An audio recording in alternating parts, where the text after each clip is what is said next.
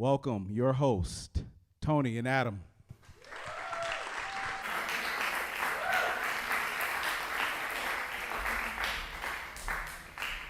Thanks for coming out. We really appreciate it. I'm Adam Brzezinski. This is Tony Tolbert. We are co-hosts of Pay the Tab, a podcast where two lawyers making the case for reparations to Black Americans. It's great to have you all here, those of you live streaming from home, and those people in the future who are going to be checking out the podcast long into the future. Welcome to everybody. So Tony and I are thrilled to be back here at the historic Greenway Court Theatre, and we have a great show for you tonight. But first, let's give it up one more time for the amazing artists, Ra Avis, Micah Bornay, and Asia Johnson. Please.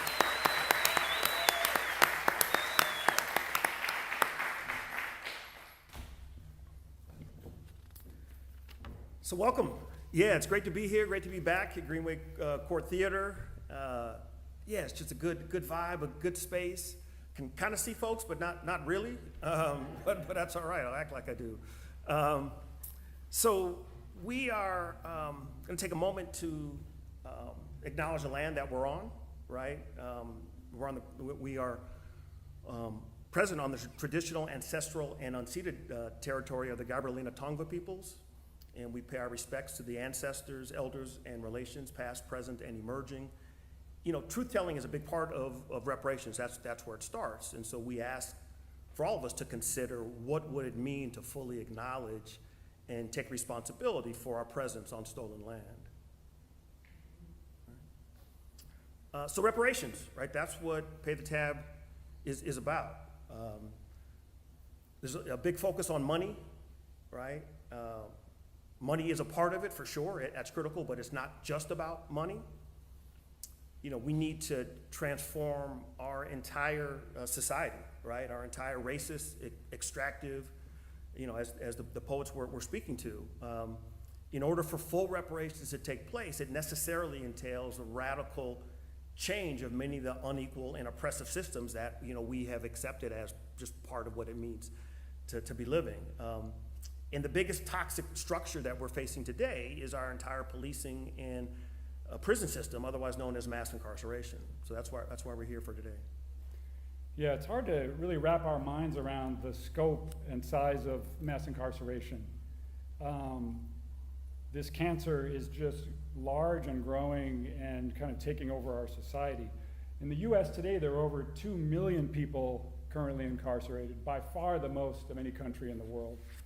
There are more than 4.5 million people who are on parole or probation right now, right? And caught in the system, locked out of much of society, often for the rest of their lives.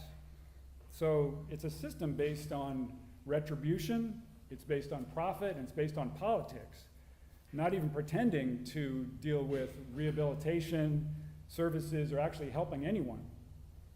There's big money involved in mass incarceration, right? Private corporations are profiting while our tax dollars go to fund that. And it's scary that they have a direct profit motive not to help people, not to reduce crime, not to do anything constructive for our society. So the machine can keep rolling on. And it's no coincidence that mass incarceration is and always has been racially based in America. There's this through line throughout our history going back to the days of slavery for 250 years, and we've talked a little bit on the show about the convict leasing system, the Jim Crow system, and then in the modern day, mass incarceration. It's kind of a through line of the government controlling Black people and extracting labor for money, like the poet was talking about. And it's an overwhelmingly racist system. Just a couple of quick numbers. Black men make up 6% of the American population, 40% of the prison population. In Chicago, 55% of young Black men have a felony conviction. This monster has devastated entire communities with so many people locked up or in the permanent system and just caught in it. Yeah, just to give you a few more stats, particularly as it relates to women that are incarcerated. Nearly 250,000 women and girls are now incarcerated in the United States. And that's up 7 times what the number was in 1980. They're the fastest growing population behind bars. Roughly 2/3 of incarcerated women are dealing with some mental health challenge of some sort, and over 60% of women in state prisons have minor children.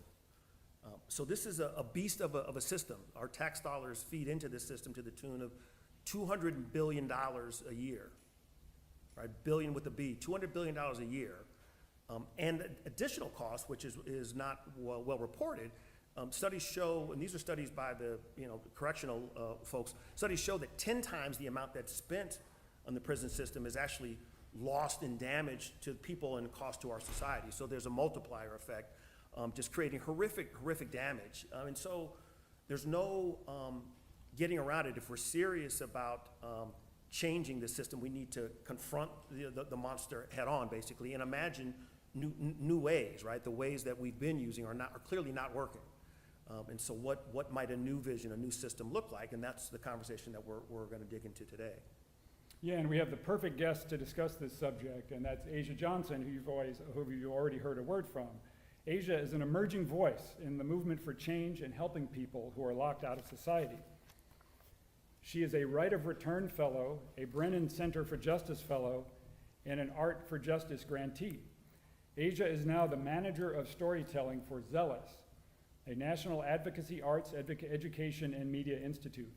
Her debut short film, Out of Place, screened at universities across the country, and she is currently working on her first feature-length documentary. Please welcome back out here, Asia Johnson.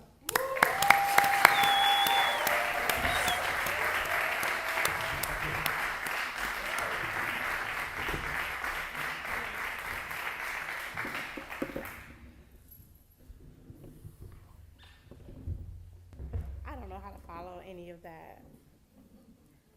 We got you. Thank you. Yeah, we all got you.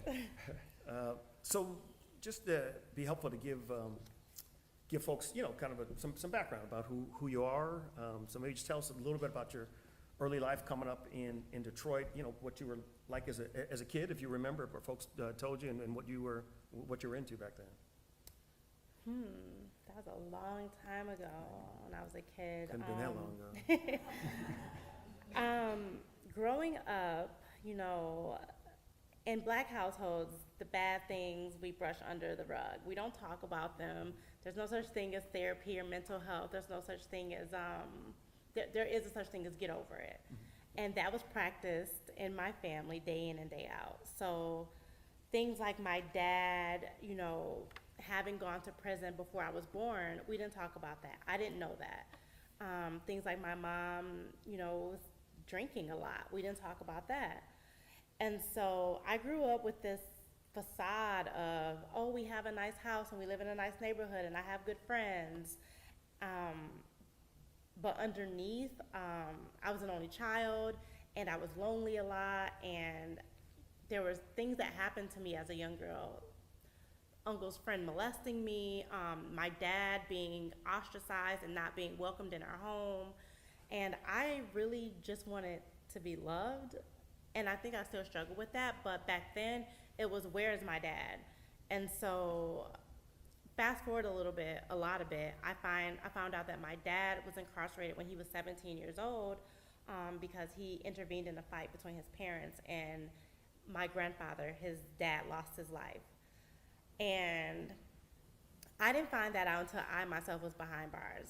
So my family set me up to believe that my dad was just like an addict who couldn't deal, who had all these problems and wasn't fit to be a father, when in actuality that wasn't the case. This forgiveness, this love, this empathy that we should have for people wasn't given to my dad. And when all he really wanted, and I know this because we spent time together, was he just wanted to be a dad to me. I was his only child, I was my mom's only child, and he had a lot of demons to battle, and he didn't get help for them, and he self-medicated, and when I was 11, he committed suicide. Right, and I should have prefaced, but I'll say it now, and we talked about this before.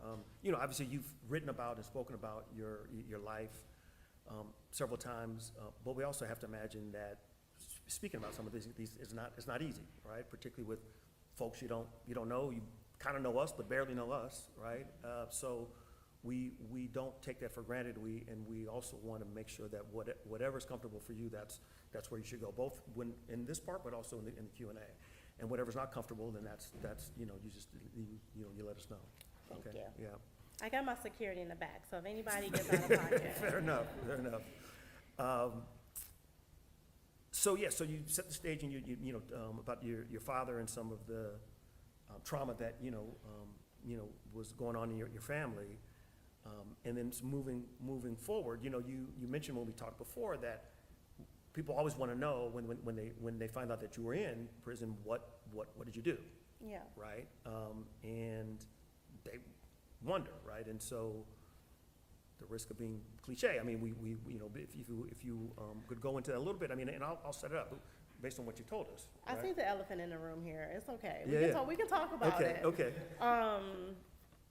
So in college, I wanted to study, I was a journalism major with the aspirations of writing about fashion. Because I didn't know about my dad's struggles. I really lived in this bubble of you pretend like everything is okay until everything is okay to being okay. And so I thought that writing about the hottest jacket, the best boots for fall was going to be the thing that I did, my contribution to society.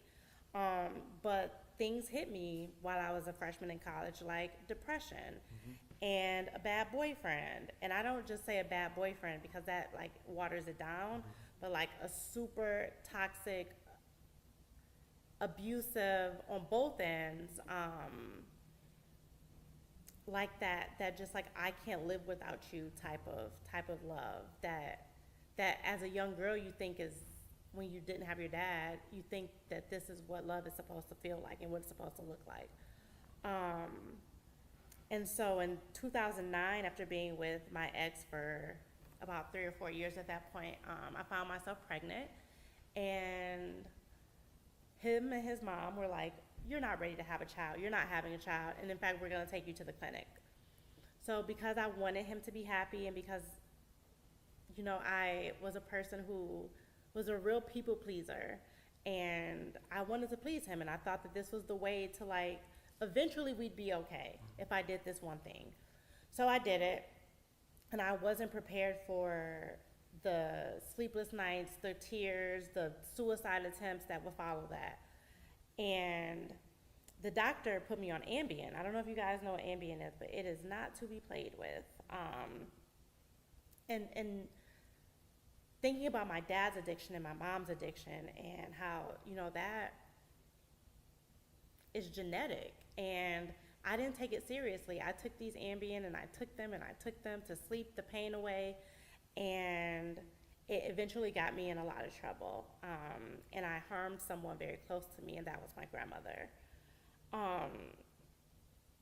And when she woke me up the day that the incident happened, it was not because she was angry. Well, she was angry, but rightfully so. She didn't know about the abortion. She didn't know that I had dropped out of college.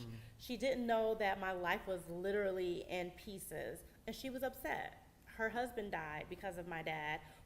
And he committed suicide. My aunt committed suicide. There was so much pain and heaviness, and she did not want that for me. But because of these Ambien and because of my own neglect of my mental health, like, things just went dark, and every piece of anger that ever crossed my mind, like, came to the surface. And instead of seeing my grandmother in front of me, pleading with me to get myself together, I saw an enemy. And we got into a terrible fight, and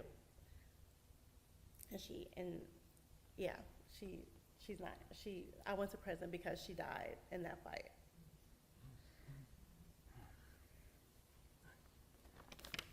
And Asia, you've told us about your experiences in prison, and after all you had been through, how the trauma of that was just unimaginable as well. And just to give folks some perspective, you were 23, I believe? I was 23. When you went in? Yeah. I was 23 when my grandmother passed away, and I immediately went to a hospital where I stayed for 1.5 years. And in the hospital, it was very I was a human still, and I still had a first name, and I still could wear my clothes, and I was treated as someone who needed help, not someone who needed to be punished and judged and treated as if I was that thing that happened. And so it didn't prepare me for prison at all. But, you know, like, there are people who have done far less than what I did who may never come home. And so that is not lost on me, that it really depends on your lawyer, the prosecutor, the judge, your family support, like all of these things, and community. All of these things go into how you're going to be treated. I mean, the judge could have just like found out her husband wants a divorce, and she fell down the stairs on her way to court, and she got a ticket, and now she's taking it out on the person that's in front of her, you know? But I was really, really lucky in that my prosecutor didn't want me to die in prison. My judge was very empathetic, and my family from day one was there to support me. And I want to say that without my family, like, I never would have gotten through those 9 years of being away. The forgiveness that they've shown me, I can't say that I even have that in my heart for people. And so, and it's a weird thing because they don't talk about it. Like, I came home in 2018, and it's like business as usual in my house. Well, when we all get together, it's Asia was sick, and now that's over. Because in my family, it's like you get over things. Nobody's asking you. Nobody's asking me anything. And even on visits, you know, it was never, so what's going on inside? Like, tell me how they're treating you. Are you eating well? It was let's talk about Beyonce being pregnant, you know? Like, we talked about really surface level things. But they love me, and I'm appreciative, and I'm grateful. And yeah, family and community are everything to people who have been inside. Well, I know you've written about your experiences inside, and your filmmaking is coming out of that as well. Just for people who may not have any perspective on it or may not know any of what it's like, what were some of the challenges? You could just mention, if there's a couple things you might want to mention of just like your experience inside, and you know, how it has shaped your perspective going forward now. From the moment you walk in, you are no longer, I was not Asia anymore. I was Johnson 580037. I was a murderer. I was the worst thing I'd ever done. There was no, oh, you went to school, oh, you got this award, oh, you're a nice person, your family. No, all of that was dead. That ceased to exist. I was now a number and someone who needed to be punished. That's who you were. That's what you were. That was it. That was it. Nothing more. Trash to some people. Like someone who didn't deserve a good meal. Someone who didn't deserve, like, and when I say a good meal, I'm not talking about like sushi. I'm talking about vegetables on your plate and making sure that you get all your nutrients. I'm talking about mental health treatment. And again, like, there are so many people inside of prisons that need mental health treatment that don't get it, that don't receive it, because they're not prioritizing healing in prisons. They are prioritizing punishment. And they don't care. You can sit in your cell and languish and just lose weight, and the light in your eyes dies, and no one will check on you except for the people who are incarcerated with you. Yeah. And so you have to build a community inside, and you have to care for one another, because officers, wardens, therapists, the people who've been in charge, who are in charge of you being rehabilitated, yeah, they get to go home at the end of the day, and they're there to collect a paycheck. Not to say that there aren't some, like, I had some good experiences with some people inside, but that's just not, it's not the norm. Yeah, you've also talked about some of the issues that women prisoners in particular face. And there might be some things also there that people may not know about. Are there, you want to share some of that? So I'm grateful that I wasn't a mother when I went inside. I had a really good friend who was pregnant when she got to prison, gave birth in prison, shackled, and I remember her telling me the story of holding her baby, and the officer saying, could you hurry up, I have a hair appointment.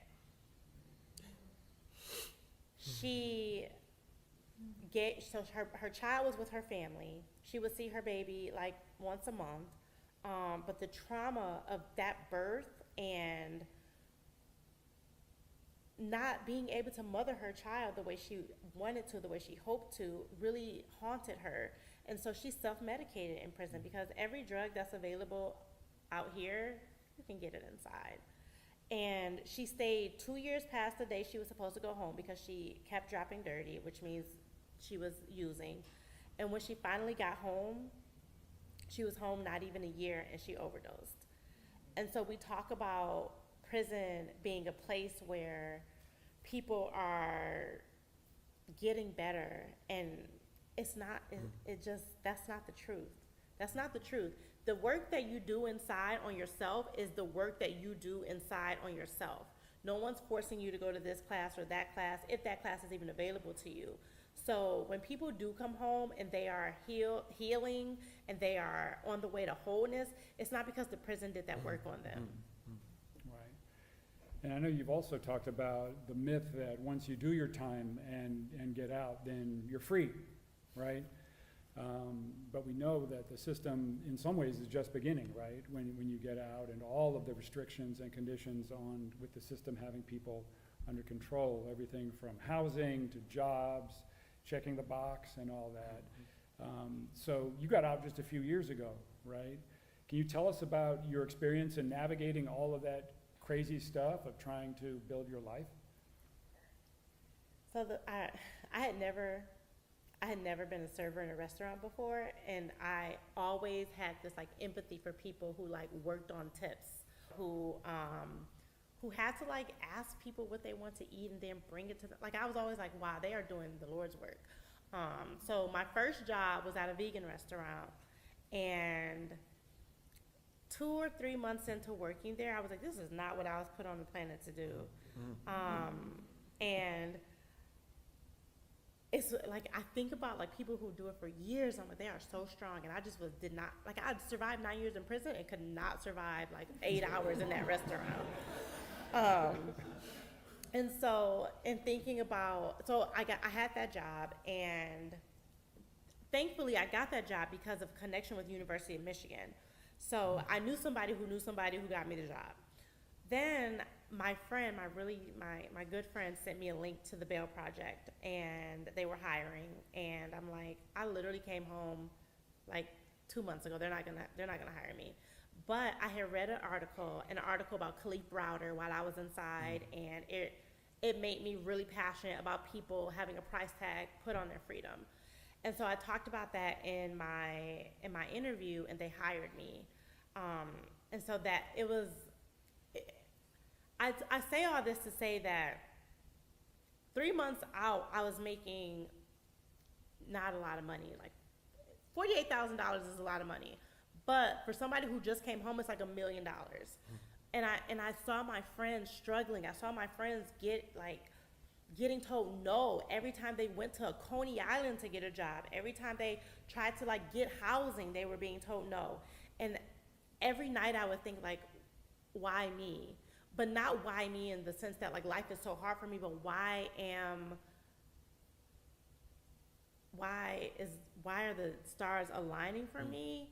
And there are enough stars in the galaxy to align for everyone. And so it was survivor's guilt because I left people behind. It was another layer of survivor's guilt because I was watching people who came home before me struggle. And like it's not about working hard. Like people are always like, oh, lazy. You're lazy. And it's not people who come home are often met with such like, what's the word I'm looking for? They are disdain. Who said that? Thank you. Yes, they are. But it's like deeper than that. It's like the first question is, what did you do? And it doesn't matter what you did. The fact that you even stepped foot in a prison is like, we want nothing to do with you. It's just like people don't really believe in redemption. And I hate the term second chances because for a lot of us, we didn't get a first chance. So just chances in general. And sometimes the person who caused harm has also been harmed at some point in their life. And so victim, perpetrator, two sides of the same coin. And no one is asking what happened to you, why, tell me about the worst day of your life. It's what did you do and how can we continue to punish you for that? And so that's what I'm seeing with applying for housing. In Michigan, they go back forever. You could have committed a crime 100 years ago, and if you're 102 and you need housing, they're gonna bring that up. And they may tell you no. And so checking any box, the box being, have you been convicted of a felony, can be very detrimental to any goal you hope to achieve. Well, I mean, in that same vein, you mentioned just in social context too, right? That it's tricky to navigate how people react to you, how people treat you. When you meet new people, like, when you bring it up, how do you bring it up? You mentioned like dating is, tricky too, not to get up in your business, but dating is tricky too. So can you share a little bit about that? So the D word, dating, is really difficult. It's really difficult. I dated someone for a whole year and we never talked about it. I was really glad when I wrote the Teen Vogue article because it was something that I could share with people without like, here, check out this article I wrote. And even with friends, with people who I want to be friends with, or with people who I find interesting, or even people who find me interesting, it's like, at what point do I tell them about the tragedy that ended someone's life and changed my life forever? At what point do I share that? And people never look at you the same, no matter what. Even if they are open and forgiving and empathetic and like, wow, that's fucked up that happened to you, or that's fucked up that, you went through that. It's like, it's a different, like you see like the lights dim in their eyes. And that is really, really sad. My stomach hurts when I think about sharing this with people. Like in here, like, I can't even see y'all, so it's like, but when like you're sitting with someone, even when I was talking to Eric for the blog post, I'm like, this is hard, like, it's a stress and a heartbreak and a heartache, that haunts, that I'm gonna deal with forever. Yeah. And not to say that this should be present in my life. This should be in my life. Like this is always at the forefront of my mind. Like my grandmother's birthday was on July 18th. Like I will never ever, like if I ever have a baby, like I'm gonna have to explain this to my kid, and this should be something that I talk about and something that, that I face every day. But for somebody that you carry, that I carry, right. Like I make the choice to look in the mirror every day. I don't want somebody coming up to me with a mirror. And it's really a difficult like balance of I want people to forget about my past, but I will never forget my past, and I shouldn't forget it. Well, thank you for sharing that. That's very powerful.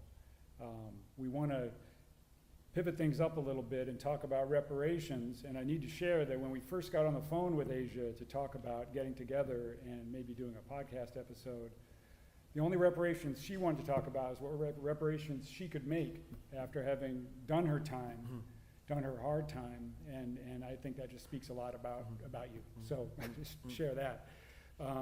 But for mass incarceration, there's a lot to talk about with reparations, and we're going to shortcut a lot of it tonight for you all. But the first thing I just want to mention briefly is about money. Like Tony said, reparations is to a large degree about money reparations to Black Americans. And there's been a lot written about mass incarceration and its costs to all Black Americans. Way more arrests, way more convictions, way longer sentences, lost wages, lost freedom, extracted labor, whole communities under siege by the police, and then shut out of jobs, housing, benefits, voting, families, while still dealing with the system. There's a lot of cost. So we're not going to break down any numbers about that tonight, but we do want to put that out there just as a part of the conversation, that there's a lot to be said and done just on the subject of compensation. Yeah, so let's pivot to new ways of envisioning our policing system and criminal justice system, right? There's more recent talk about abolition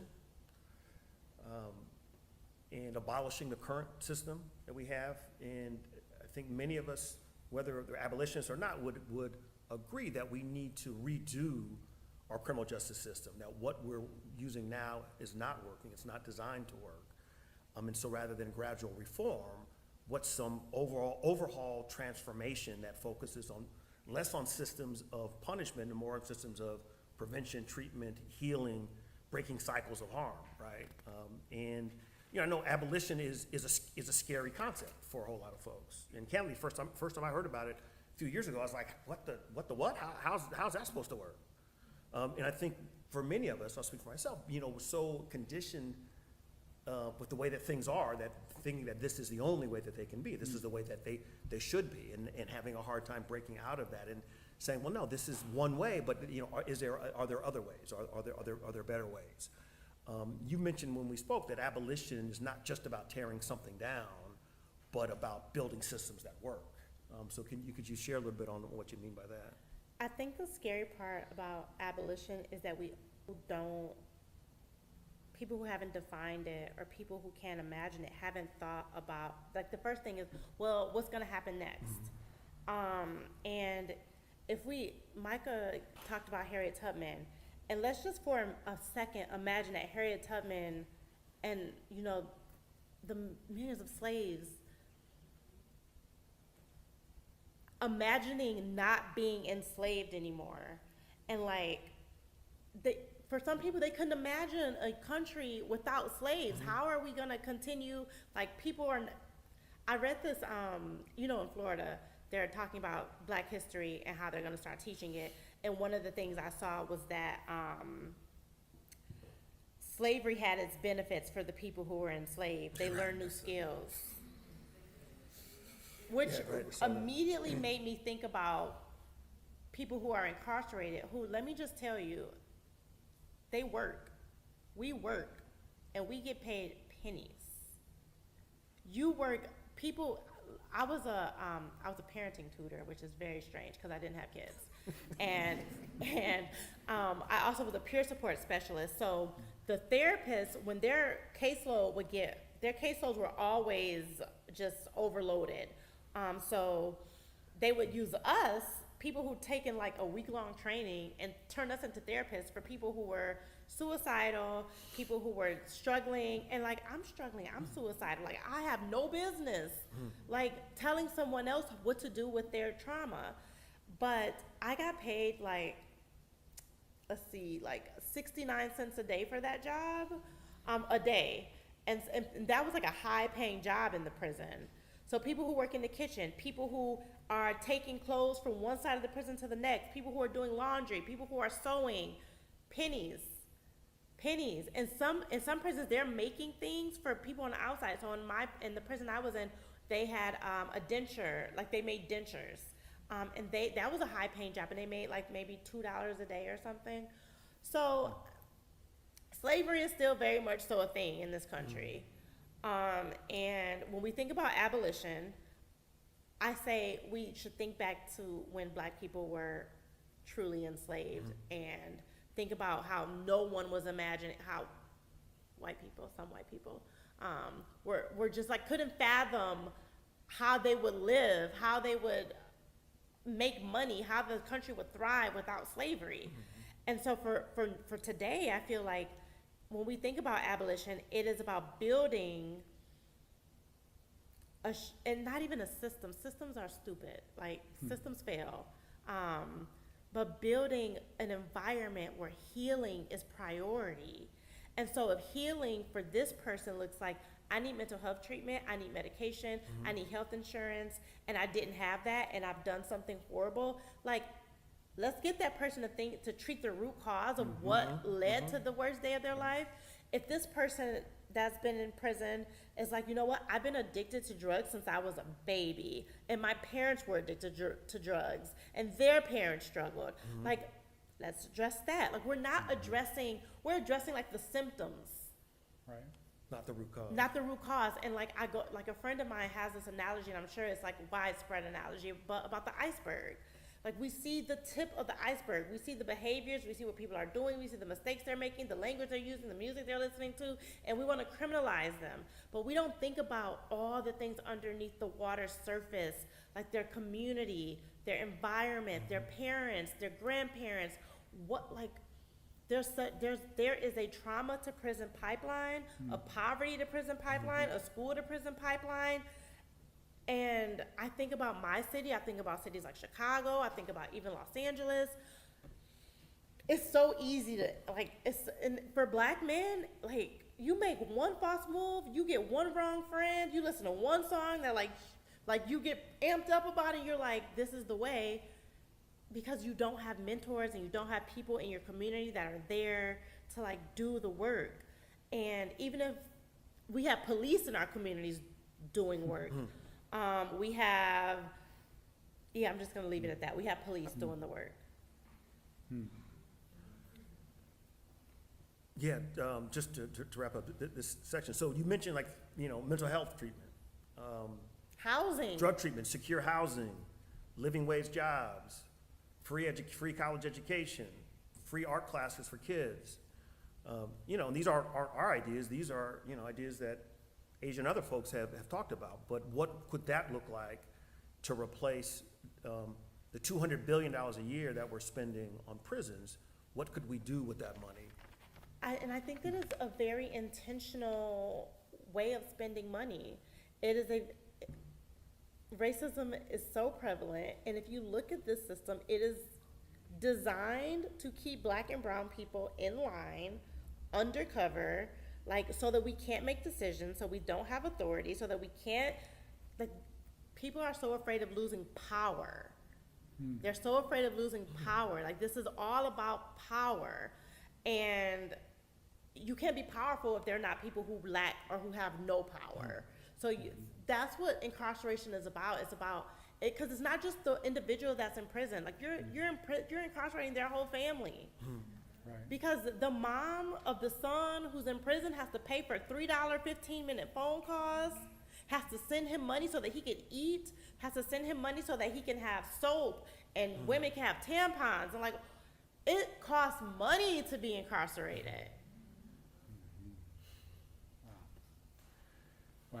Well, another issue that we talked about a little bit with you, I know, is about restorative justice, right? Which is a movement that is growing, and it's growing in use with the criminal justice system, right? And as I understand it, you'll correct me if I'm wrong here, but just to briefly break it down, as I understand, if there's been a harm committed, if somebody got hurt, right, you get the parties together for the purpose of speaking truth and repairing things and working things out, right, for the goal of healing both the parties involved, right, the person who did the harm to the other person, that person, and the community, right? And we're reading that restorative justice is gaining traction in criminal cases, and it's very exciting. I know you've been active, you're becoming more active in the RJ movement, but we wanted to ask you just for some of your thoughts on how restorative justice can be used in criminal cases, and what are some of the benefits to, let's just say, maybe replace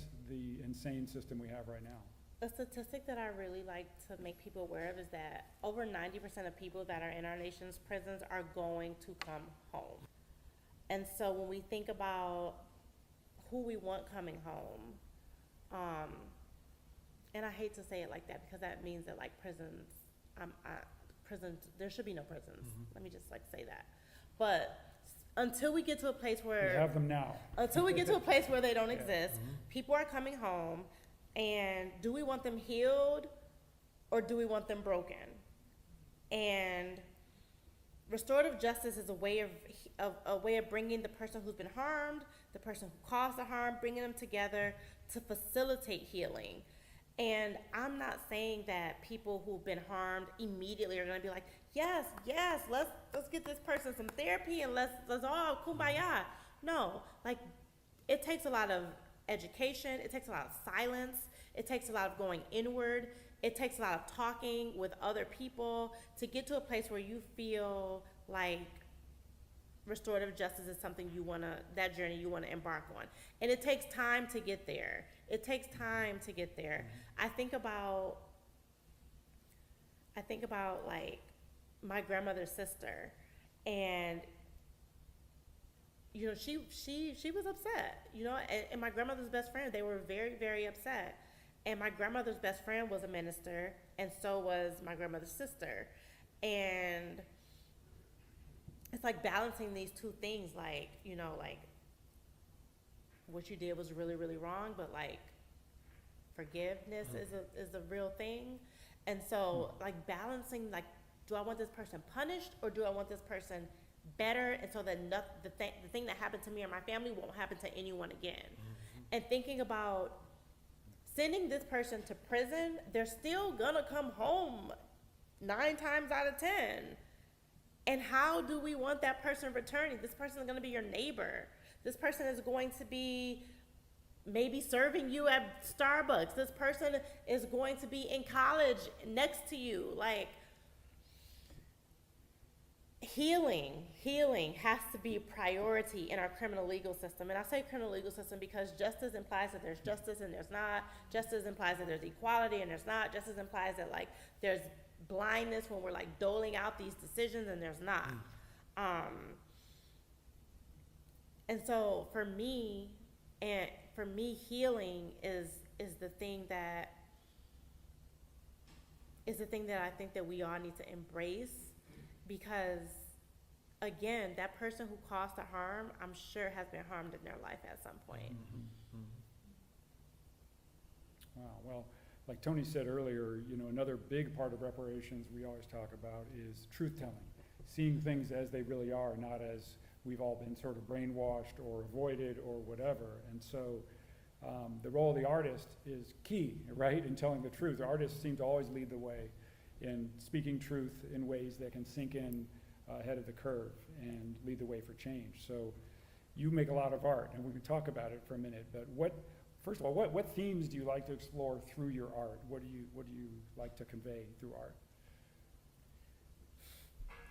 When I was growing up, I don't know why, but Romeo and Juliet was my favorite Shakespeare play, and then it became my favorite movie with Claire Danes and Leonardo DiCaprio. And then my first year in prison, I got involved in Shakespeare in prison, and I played Juliet.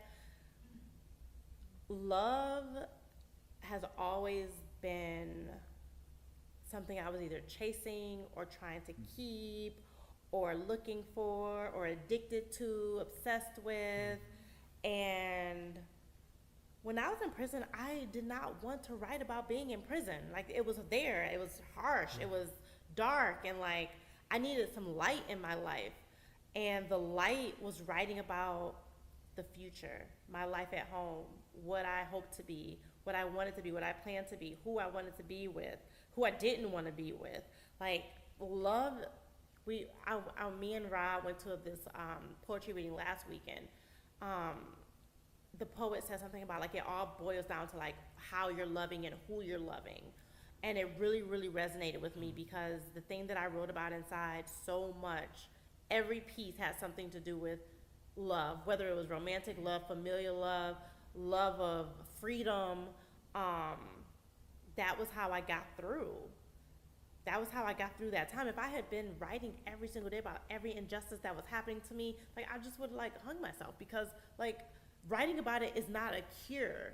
It's not like, it wasn't gonna, when you're in the dark, you're not constantly, like, you've gotta think about the light. You've gotta think about it. You've gotta imagine it. You've gotta think about the light that you experienced before. And I'm thinking about, like, people who maybe can't see, like blind people.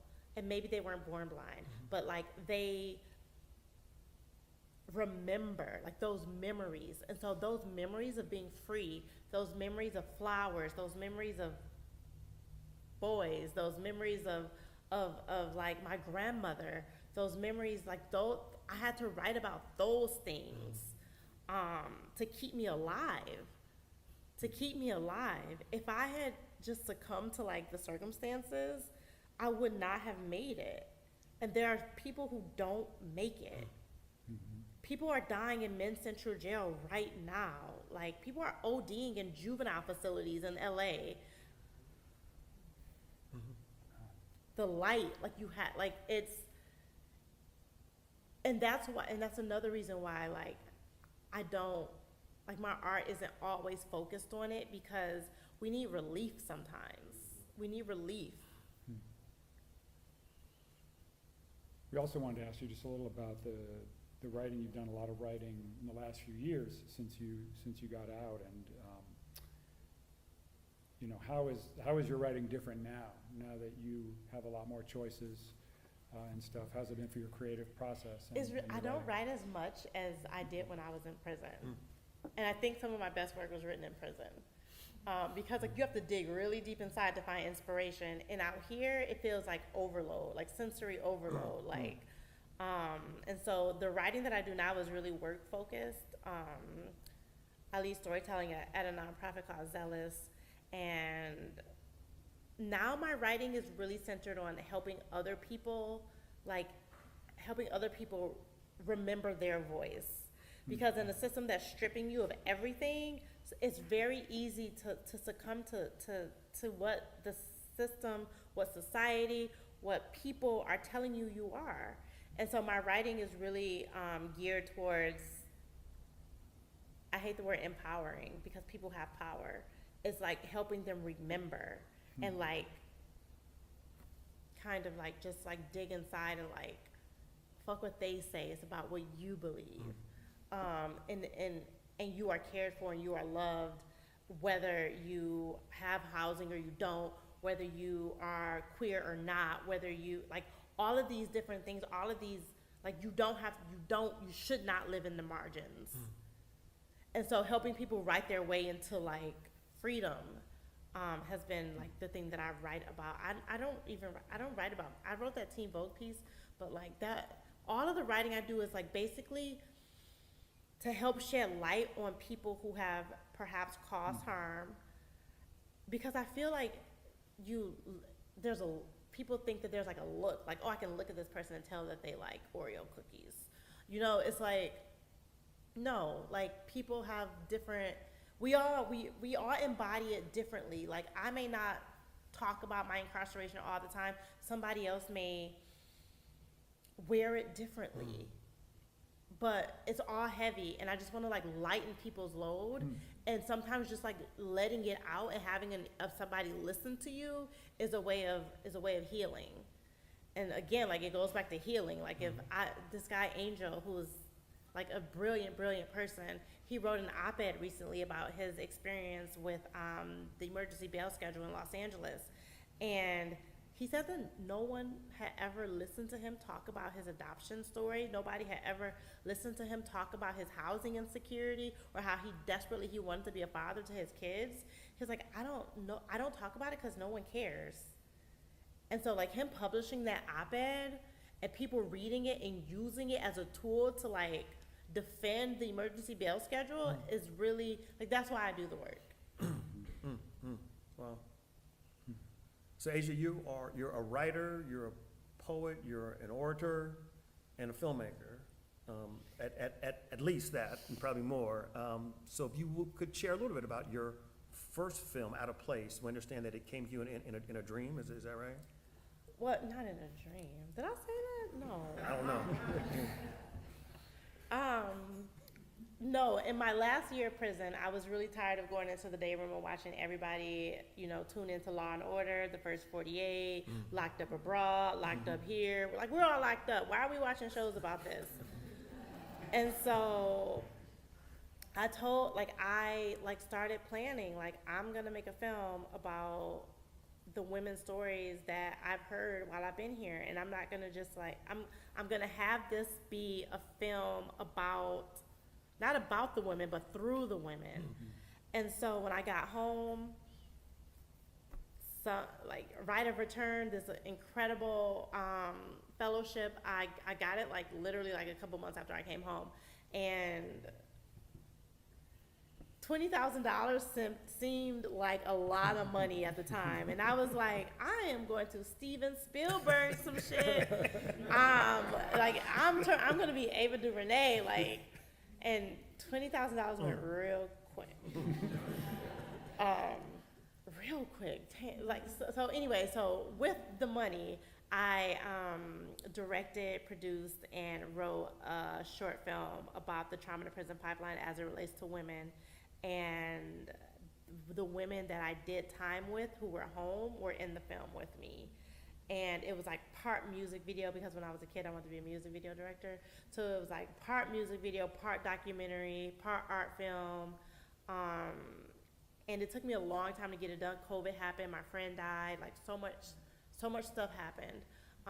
And my friend who died like never got to see the film. And so like that film really is like a tribute to her, and I want her daughter to see it one day. This is my friend who I told you about that gave birth inside. But yeah, that was my first film, and like sometimes when I'm watching it, or like when people are watching it, I think about all the things I could have done differently, or if I just would have had another 20K, if I just would have had a little bit more money, we could have done things a little differently. But now I'm working on a feature-length documentary, thanks to Art for Justice, that is, some of it is about, so there's this memoir. More funding, first of all. More funding, yes. Yes, I got a little bit more money, and hopefully I'll get more.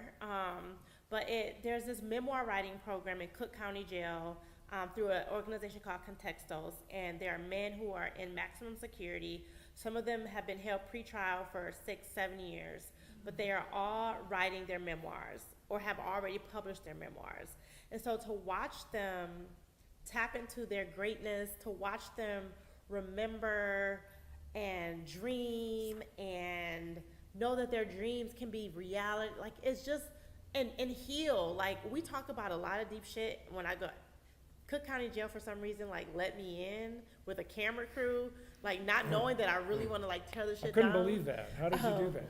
Yeah, but anyways, I'm really grateful to them for for allowing me to shed light on this beautiful program.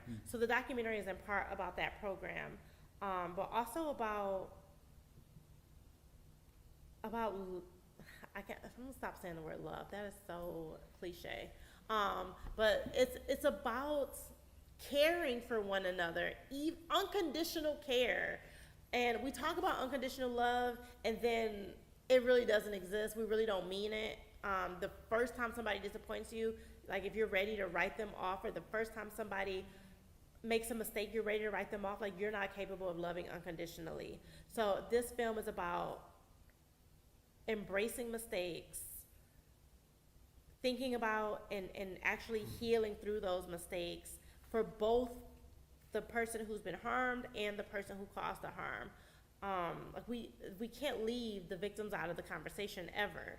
And so hoping that they are willing, or they're in a place where they feel comfortable to actually take part in this other person's healing. It is a real privilege to be able to have access to therapy, to have access to a psychiatrist and medication and things like that. Whereas people living in the hood may not have health insurance, and they may not even, they may think that therapy isn't for them. And so how do we meet them where they're at and help heal where they are most comfortable?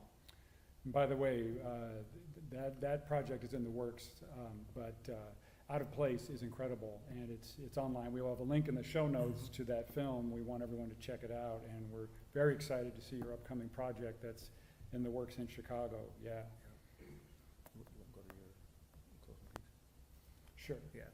So I just want to say one more thing before we turn it over to you guys with your questions. But this is just, I want to say that it is widely stated that the indifference of white America might be the #1 obstacle to confronting racism in America and mass incarceration in particular, right? People from Martin Luther King to Michelle Alexander have said the same thing. Like that is kind of a key core problem. And most of us try not to think about prison life, you know? People don't want to think about it, don't want to imagine what it's really like. There's these TV shows, like you say, that are, you said, are not even remotely realistic. And I just want to say that your art brings truth and reality to all of our consciousness, so thank you for that. Thank you. Yeah. Thank you.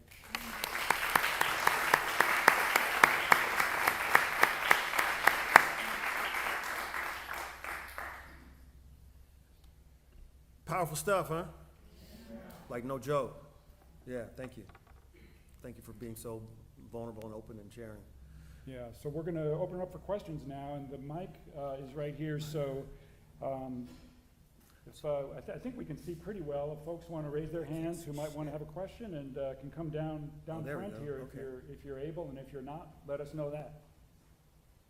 Yes, ma'am.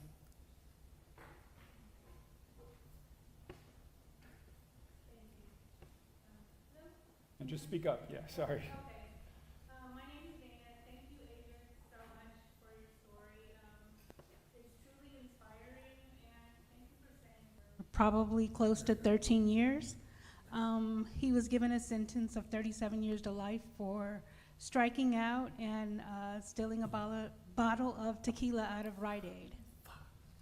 My question for you is, you've experienced so much trauma in your life with your father and, you know, your mother and their addictions and everything that you have gone through. But I'm going to ask you this, and hopefully I'm not being insensitive, but take us back to the day and reimagine what happened with your grandmother and what would your life had been had that not happened, because you now have this powerful testimony that's saving and helping so many others. I would go back to that day, and I would go back to before that day. I would go back to before that day, and after my third suicide attempt, I would have stayed in the hospital. I would have stayed in the hospital. I wouldn't have signed myself out. I wouldn't have allowed my grandmother to sign me out. I think that what I needed at that time was, I was really coddled when I was back then, and my grandmother would have done anything for me. She saw me in the hospital and how desperate I was to get out, and I would have stayed in the hospital. And I think had I stayed in the hospital and healed,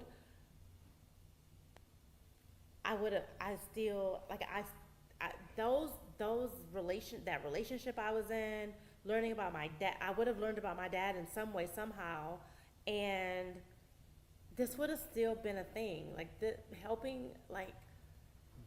This would have still been my life. I would have given up fashion. I'd give anything in the whole world to go back and not have that have ever happened.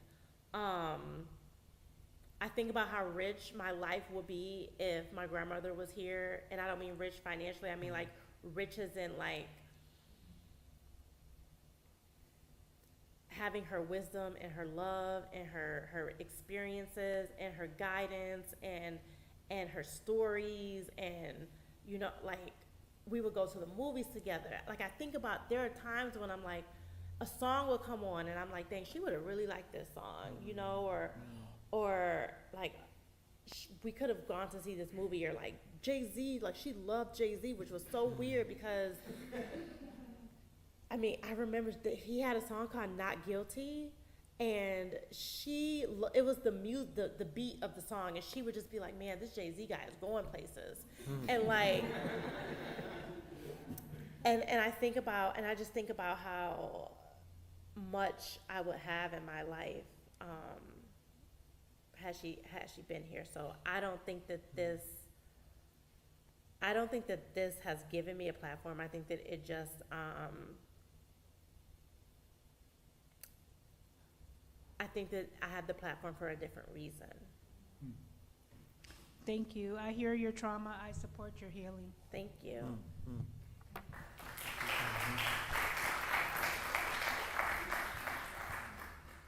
Other questions? Is that gonna reach back there?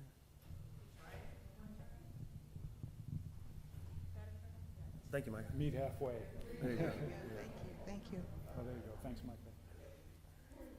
Hi, I'm Chloe Boutel, and I want to say, first of all, thank you, Asia, so much for sharing your story with us. Thank you for the courage. You know, it's easy for us to sit out here and listen, but it's very different for us to feel what you've been feeling. And so I wonder what your healing process has been through. You could have easily come out of prison and sunk into the fabric of our society and never said anything, but moved on with your life. But you chose not to do that. So I wonder what has happened in terms of how did you get to where you are, and what that journey's looked like. I don't think it would have been possible for me to have like sunk in the fabric of life just because of like those collateral consequences we talked about with having been incarcerated. I think that I could have chosen to live a lot quieter and kind of like accepted my lot in life. But I've never been the type of person to accept anything that I don't like. And I don't like what I saw happen inside of inside of that prison. I don't like what I see happening to people who are still in prison. And so that is like the fact that there's so many people I know that are suffering inside and suffered the way I suffered inside, and it just doesn't have to be this way. It doesn't have to be this way. And so I just want to be part of the change. I want to use whatever gift I have to kind of, and if it's art, and that's really the only, I'm not good at math. I'm not good, like I really couldn't have done anything else, to be honest. So I just feel like this is, I hate to be all like, ooh, la la, destiny. But this is what I'm supposed to do. And I think one of my really good friends, Brittany, is still inside. She calls me all the time. And sometimes she's like, can I get on a dating app? I'm like, no, you can't. People want to go on dates. Like, you're inside. She's like, well, can I, like, not even just the dating thing, but she's like, can I join you on a podcast? Can I do this? Like, I want people to know what's happening to me and to the women inside. And so, like, I'm going to start moving forward, like, if there's a way to like have them call in, even the guys in Cook County, like having them call in and talk about the things that they're still going through. Like it's like you said, it's easy for like you all to sit out in the audience. It's easy for me as a person who's free now to like to talk about this. But if I was still going through it every single day, it would not. It wouldn't be easy for me to like communicate the harm and the ways in which people inside are treated is terrible. It's horrific. It's not just like on an emotional level, but there's mold in my shower and nobody's doing anything about it. There are maggots in my food and like, they don't care. Like, the lack of care is so beyond, is wild. It's just wild. And so I have to continue to care. I have to like bring like people on board to care. Because if y'all care about me and I did something so like, I caused a great harm. If people can look at me and think, oh, she deserves a second or a first or a third or a millionth chance, like I just hope that you can extend the grace that, or not just you, but like anyone that extends grace to me will extend that grace to everyone.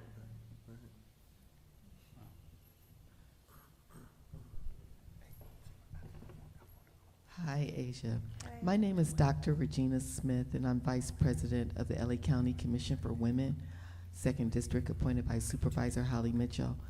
And I wanted to first just say that I thank you for your courage to share your truth and your journey of incarceration.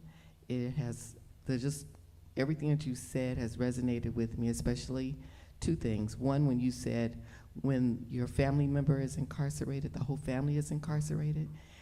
because I have family that have been incarcerated. And I'm just listening to you, and I'm going through my whole experience of saying, yes, she's absolutely right.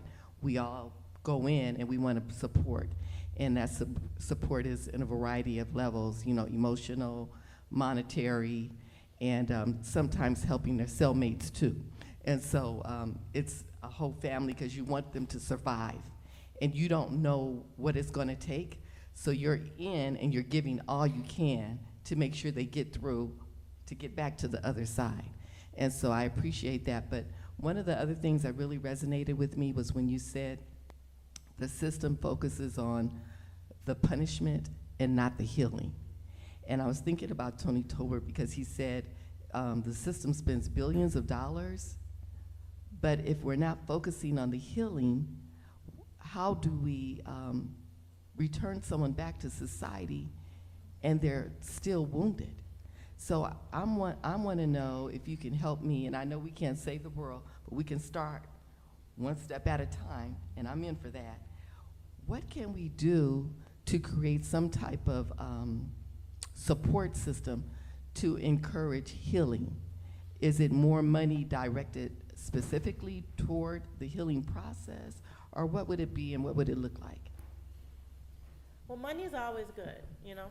We all need it. Money, yes. But if you don't have money to give, if you don't have the decision-making power to decide where money goes, it's also about giving space to people like me, or people who are coming home, the space to heal. And healing looks like I have somewhere safe to go when I get home. Safe healing looks like I can call someone when I'm having a hard day. It looks like I don't have my birth certificate or my social security card, and I don't know how to get those things. Can somebody direct me? It looks like this place that I need to go to is like in another town, and the bus doesn't go there. I need transportation. It looks like coming home to like community and people, because if you've been locked up for 30 years, your family may have passed on, they may have moved. Parole stipulations dictate where you can live, and some people are coming home to nothing, to no family, no money. I mean, I'm trying to think. I don't think they gave me any money when I left. Maybe $5 or enough for a bus, but like my family was there to pick me up. But they didn't give me anything. They gave me a box with the shit that I collected over the last 9 years. And some people, I read on Instagram, this guy, he said he got $20, like a $20 gift card when he got out. And you've been gone how long? And all I get, I've worked. My family has paid thousands and thousands of dollars for phone calls, and I get $20 when I come home. What am I gonna do with this $20? I can't even like lay my head somewhere tonight with $20 if you have nowhere to go. So it looks like money going to organizations, to campaigns that are on the right side of justice, but it also looks like just care in the form of like, I know a manager of a property who will let you live there. Our time is extremely limited. We can have one more question from the gentleman here, and Muhammad has been very generous with his time, but he does have his limits, and we're getting close. And if you are up for it, after this last question, you have another piece to perform for us? Are you good for that? Yeah. Yeah, you sure? Mm-hmm. Okay, great. So, Peace, Asia. Hey. Thank you all. So my name is Samuel Nathaniel Brown, and I just did 24 years in prison. I had life. I've been out for about 16 months, and I applaud you. I applaud you for every single thing that you're doing, everything that you got up here and said, for waking up the masses, you know, and being on the front line of the struggle. Me, I wrote an amendment to the California Constitution while I was serving life in prison, and it was called ACA 3, the End Slavery, and now it's called ACA 8, and it's carried by Assemblymember Lori Wilson and like a host of other legislators who believe in what we're talking about right now, and it's called the End Slavery in California Act. And while I was incarcerated, I was the first person in the state of California to have the disinfectant cell that had COVID-19 in it. And I couldn't say no, you know. and I was terrified for my life. So I went back to the cell and I wrote this bill, sent it out. Assembly member picked it up, and we've been carrying the torch to end like the 13th Amendment here in California. My question to you is, it's a challenge letting everybody know that this is an everybody issue. This is not a black thing. This is not just a people who are incarcerated thing. This is really an everybody issue, because when the 39th Congress ratified the 13th Amendment in 1865, there were no black women in that room. There were no white women in that room. There were no Hispanics. It was just a room full of white men. And now that decision still permeates to this very day. So my question to you, how do we let everybody know that this is an everybody issue and we need them involved? Aside from two of my favorite stats, and they're probably my favorites because they're the ones that I remember, is the over 90% of people who are inside are coming home. The other one is 1 in 2 Americans has been affected by incarceration, whether it's directly or indirectly. You could have been speeding, you could have drove drunk, your uncle's cousin's brother did time, and you don't talk about Uncle Johnny. But 1 in 2 Americans has been affected by incarceration, either directly or indirectly. And that means that it's an everyone problem. That means people, like, the people who are coming home to our communities. That makes it your problem. That makes it your problem to know that Donald over here is coming home from after doing 29 years in prison. Like, how are you welcoming him home? How are you helping him? Like, I can't stress enough how much this is an everyone problem. And as long as it's about where our money's going, but it's also about, you see the news, and the news is like, we're inundated with like, this person got shot, this person got stabbed, this person got kidnapped, and it's happening in our communities. We see gun violence, but we don't think, why are people carrying? Why do people feel like they need to carry a gun?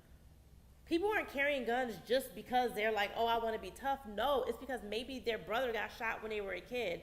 Maybe they were robbed at some point. They're scared, and everyone else has a gun, and they don't want to be the one caught without a gun. Like, these things are happening in our communities, and if you live in a gated community up on a mountain somewhere, and like, you still think it won't happen to you, like, your kid goes to school. Your kid goes to school. Somebody may be mad one day and come shoot up your school. And like, these problems are all of our problems to face. No one is exempt from this. One of my good friends, I'm gonna tell this story really quick. One of my good friends inside, she was white. She was from a very white town, and she was a paramedic. She went to a wedding, she drank too much, she got in a car, she drove home, not knowing she was drunk. She really wasn't drunk. She was like 0.081 or something. But she got into an accident and she killed someone. She says all the time, I never thought about incarceration. I never thought about getting arrested. I never thought about how people are treated. She never thought it would happen to her. One mistake can cost you or someone else their life. Neglecting your mental health, like feeding any addiction you have, I don't know what to say other than like, it is definitely all of our problems, and no one's free until we all are free.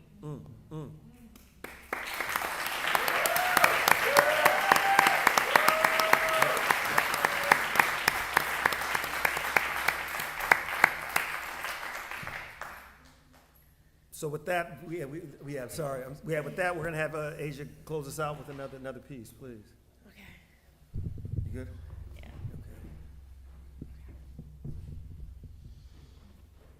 Okay. Y'all know I don't write about nothing but love, so.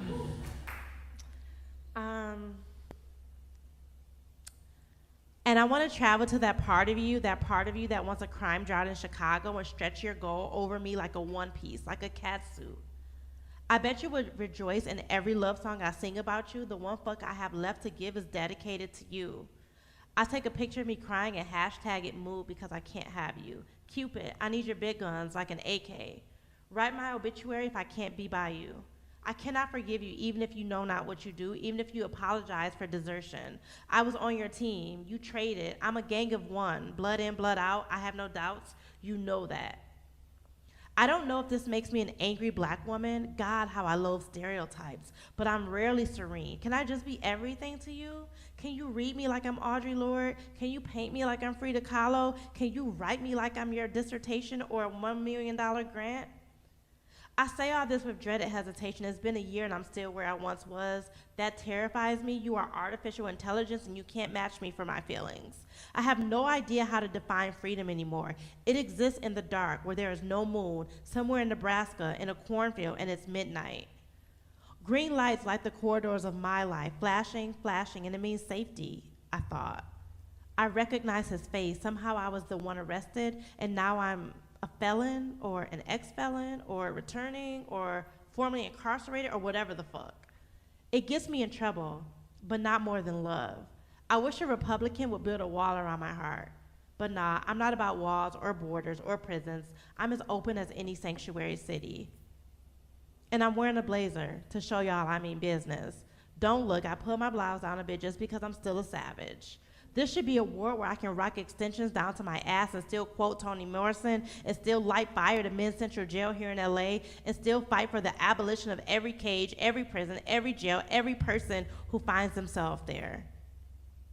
And be accepted. Point me in the direction of freedom, please.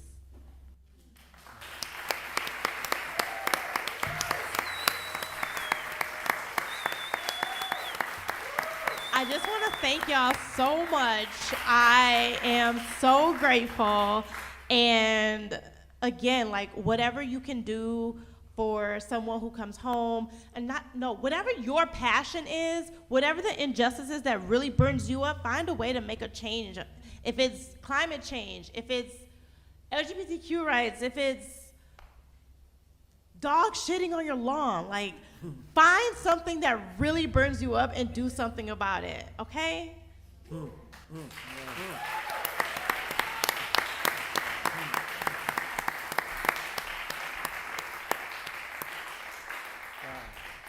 thanks again to everyone who came out tonight. We really appreciate it. Out in the lobby, you can get your chapbooks from Micah Bornet. They look amazing. And please join us back here on August 12th for our next live show.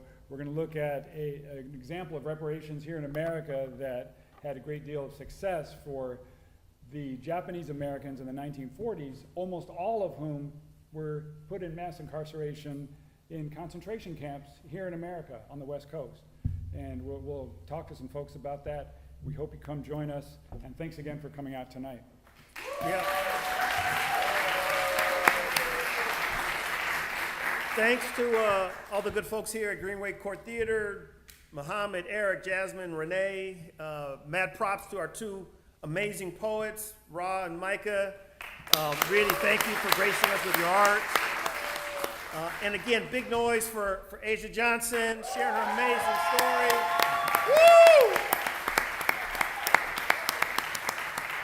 Thank you for inspiring us to consider a different vision for our world. Thank all of you for coming out, and for those of you out in the live stream, we appreciate your support of Pay the Tab. Keep coming back and help spread the word. Thank you. Thank you.